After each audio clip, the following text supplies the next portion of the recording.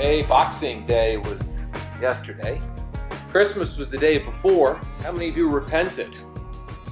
You know, it's amazing, Obi, the fucking stories, man. I gotta tell you, Christmas sucks. Why does it suck, man? You know, it's just weird. It's interesting. My daughter, about a year ago, had a Christmas meltdown. Came to my house. That was the start of my daughter not staying over, right? And I brought her back here yesterday, the other day for Christmas, right? And she melted down again. What do you mean by meltdown? What did she do? She started crying, didn't feel good. Same stomach pains as last Christmas. And I'm thinking like, holy shit, programming. And I looked at her and I said, what's up? Yeah. I just want to go home and lay in my bed and watch my TV. And I'm thinking to myself, first of all, you shouldn't have had a TV in your room at 7. Thank you, mother's boyfriend, for buying her a fucking television. There's a book that my ex called Simplicity Parenting. It doesn't have a TV in your room at 7, especially a big screen. Wow. But whatever. My daughter was triggered. Yeah. And I said, what is it about Christmas, babe? I don't know what it is about Christmas. I'm just so upset. I go, is it because your family's not together? No. And like, she just got triggered. And then a client texted me, and then he was upset because he was alone on Christmas.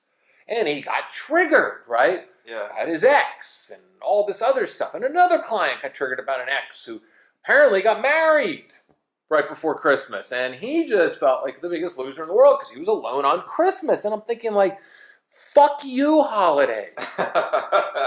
Christmas is just one day, and everybody gets triggered by the weirdest shit around Christmas and New Year's. Yeah.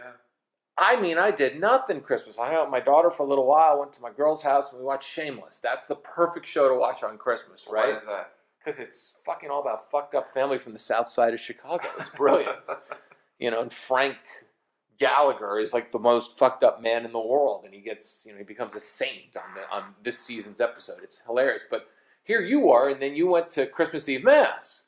Christmas Day Mass. Christmas Day Mass. Yeah. And you had the same programming or unprogramming. I mean, it's like telling you what to believe. I just thought it was really interesting. My little sister, she still has Faith? Yeah, but more than that, it's just like the idea of Christmas, like, doing Christmassy things and getting together, and there's like an idea of Christmas for her, and so I think I wanted to just kind of, play into it, or, give her something as far as Christmas is concerned, because I really don't care about holidays in general. Oh, me either. I think it's all dumb. But yeah, do something. And we used to always go to Christmas Mass when we were kids with my mom. And so, yeah, we went. But it was really fascinating to watch as an adult, thinking about what everyone's doing and saying there, I was like, really, I was in my head the entire time, like listening to the stories and just how the priest is like, stand up, sit down, kneel, stand up, hold hands, like I know. And it was like very like, there's like this like a very robotic kind of thing. And I was like looking around, looking at the people, seeing if anybody was like super, super like passionate or into it. And everyone was just kind of, they kind of felt like they're just waiting for it to be over, or they're just there because they're supposed to be, It was just interesting to me, this whole holiday thing. And of course, like, no one's on the streets because everyone's inside watching movies and eating food that just isn't good for you.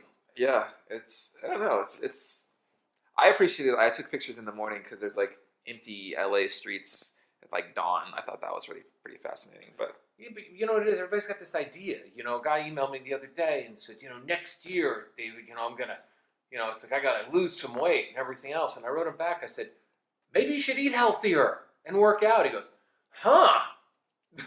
I mean, it's just this whole end of the year thing triggers people into this weird, like almost like they get to hear their truth for the first time all year. Mm-hmm. And then some priest or some podcaster goes and pledges to them and gets them all excited for next year, right? And then the priest talks about, like you said, affirmations, mm-hmm. Bless this and bless that. But really, Christmas Day, Christmas Eve, and New Year's Day doesn't make up for the fact that so many of you are fucking narcissistic assholes the rest of the year and living in stories that don't make any sense. I mean, it's unbelievable. My lawyer emails me on Christmas Eve with a bill. Oh, on with Christmas. a bill. I mean, you think to yourself, like, are we that disconnected as a society that we can't even give each other a break one day a year? You know, so that's what's so funny. It's like you go and you listen to these messages on Christmas Eve, but then you go and you email somebody a bill on Christmas Eve. Hey, by the way, you owe me $6,000.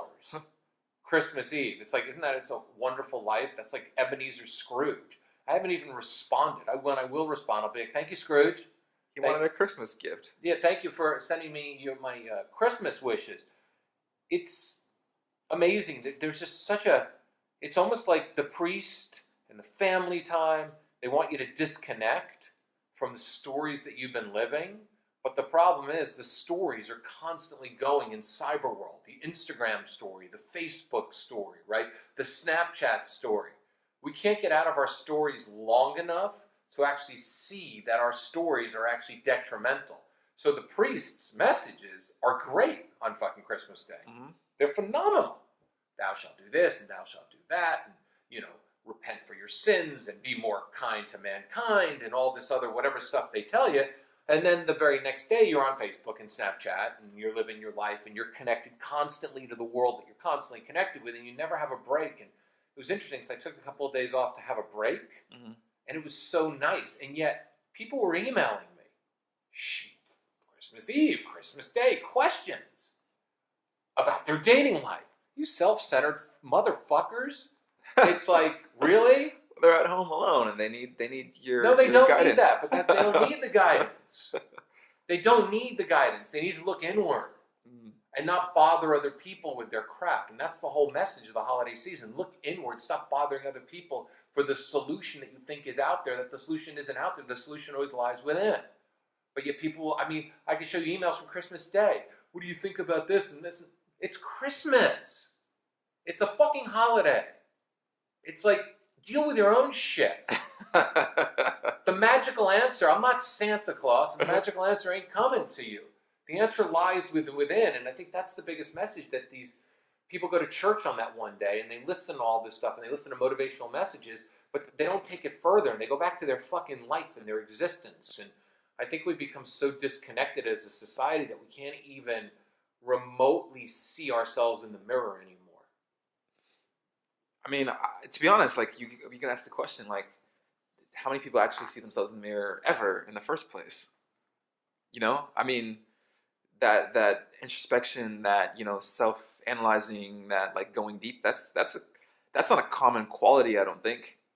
You know, I think it's a lot easier to kind of tune out and just watch TV all day and not really think about what's going on in your life. And then maybe when, you know, you're on these holidays and you're alone because of the actions you did all year. It's all your own actions. Then you're like, oh shit. That's like the first time in a long time maybe they've had any time to actually think. I think maybe holidays bring out, it's the fact is that they bring out that you really finally realize that maybe you're responsible for your own actions. Yeah. And that's the big message. Anybody who emailed me on Christmas Day asking me questions, and not even clients, they're freebie people. Mm-hmm. It's like, you're responsible for your own shit. You got yourself there. You're alone on Christmas for a reason.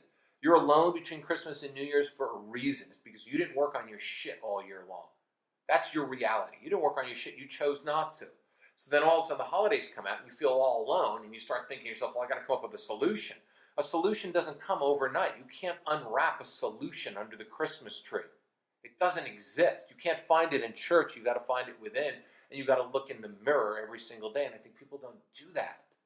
You know, and that's why the holidays fuck people up so much. Mm-hmm. It's like, because Santa didn't bring them the solution. And then they realize that all of a sudden there's this magic eraser that's New Year's Eve. And they think come January 1, 2018, there's this solution's going to come. They're going to be a different person because the clock fucking strikes midnight and the ball drops in Times Square, or the apple, whatever the hell it is, and everything's going to be good again. When in reality is, you're the same fucking person you've been the whole time.